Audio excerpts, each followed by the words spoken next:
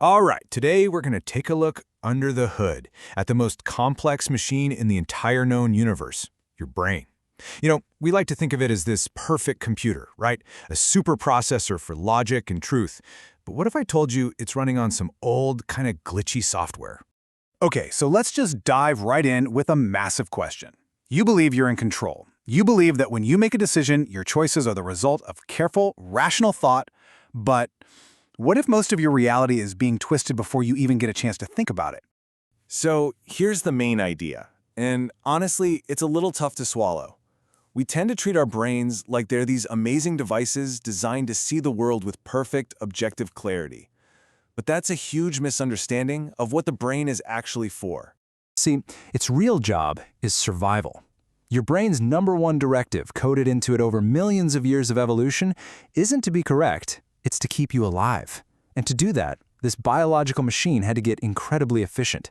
It had to learn to take shortcuts. And these shortcuts, these little mental cheat codes, well, those are what we can think of as glitches in our mental hardware. They're the cognitive biases that are quietly shaping how we see reality every single second of the day. So the big question is, where did all this buggy code come from? To figure that out, we've got to travel back in time. The software that's running in your head right now wasn't written for the modern world. Nope, it was written for a much, much more dangerous one. We're talking about the Savannah Shortcuts. Just imagine for a second, you're one of our ancestors. You see a rustle in the tall grass. What do? Do you stop, gather data, and do a whole statistical analysis on whether it's a lion or just the wind? Of course not. If you did that, you'd be lunch. Slow, logical thinking was a fatal luxury back then. And this is what came out of that. Cognitive biases aren't a sign that you're stupid. They're the legacy of survival. They are the programs that let our ancestors make instant life-or-death calls. React first, ask questions later. That was the code that kept us in the game. And here's the problem. We're still working with that Savannah brain, but the world has completely changed. We're trying to use software that was designed for running from lions to do things like navigate the stock market or filter through the insane amount of noise on social media. The glitches, they're starting to cause some serious issues. So, while there are dozens and dozens of these biases, they pretty much all come from the same basic hardware limitations. Let's zoom in on 3 master glitches that are constantly running in the background, distorting your reality every single day. First one up is the anchoring bias, and the name is perfect. Think of it like dropping a heavy anchor from a boat. Your brain, in an effort to be efficient, or, maybe just a little lazy, grabs onto the very first piece of information it gets. And once that anchor is down, every single judgment you make after that happens in relation to that first point. This example just nails how it works. I tell you a car costs $30,000. A week later, I offer you the same car for $20,000. All of a sudden, it seems like an amazing deal, right? But that second price only feels cheap because your brain is anchored to that first number, $30,000. If I had started at $10,000, that same $20,000 would suddenly feel like a total ripoff. See? That's the glitch in action. Your brain isn't doing some logical calculation of the car's actual value. It's just taking a shortcut by comparing the new number to the old one. Super efficient, but definitely not rational. Okay, let's move on to our second glitch. This is the confirmation bias, but a better way to think about it is the echo. Your brain doesn't just want to learn new things, it wants to be right. So it actively goes out and hunts for evidence that proves what it already thinks is true, and that creates this self-reinforcing echo chamber right inside your own head.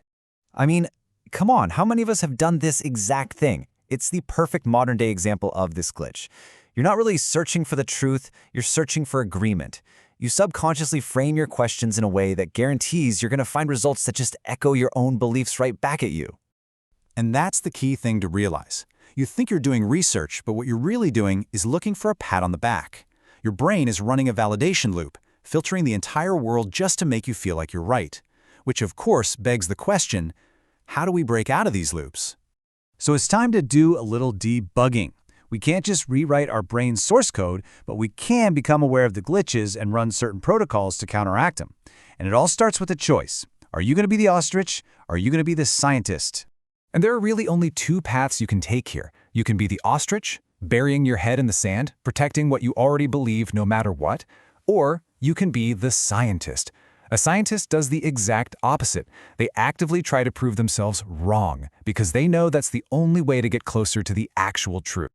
Now, this tendency to protect our own beliefs leads to what's called the ostrich bias. And this is where that validation loop gets pretty dangerous. It's not just about looking for positive info, it's about actively, subconsciously ignoring negative information. You know, the classic example is a smoker who knows all the risks but just chooses to ignore them, thinking, it won't happen to me. That is the ostrich at work. So, here's a super powerful debugging tool, the Steele-Manning protocol. It's the direct opposite of confirmation bias. Instead of making a weak, straw man version of the other side's argument, just so you can easily knock it down, you force yourself to build the strongest, most convincing Steele-Man argument for why you might be wrong. This literally forces your brain out of its emotional validation loop and kicks it into its analytical network. All right, we've covered the anchor and the echo. We've talked about debugging, but there's one final master glitch we have to confront, and it's the sneakiest one of them all, because it's the glitch that tells you that you don't have any glitches.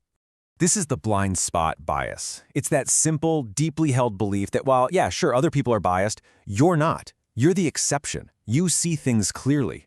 It's kind of funny. Studies show that if you ask people if other people are biased, they'll all say yes. But if you ask if they are biased, they almost always say no. So how on earth do you spot a glitch you're programmed not to see? Well, there's a surprisingly simple hack for this. You just have to get out of your own head. When you're facing a big decision, stop asking the question from your own emotionally invested first-person perspective. Ask this instead.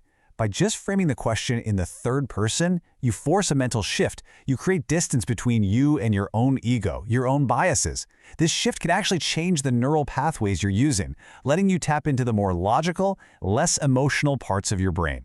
So the bottom line is this. These glitches, these biases, they aren't signs of failure. They're the scars of evolution. They're proof that you come from a long line of survivors.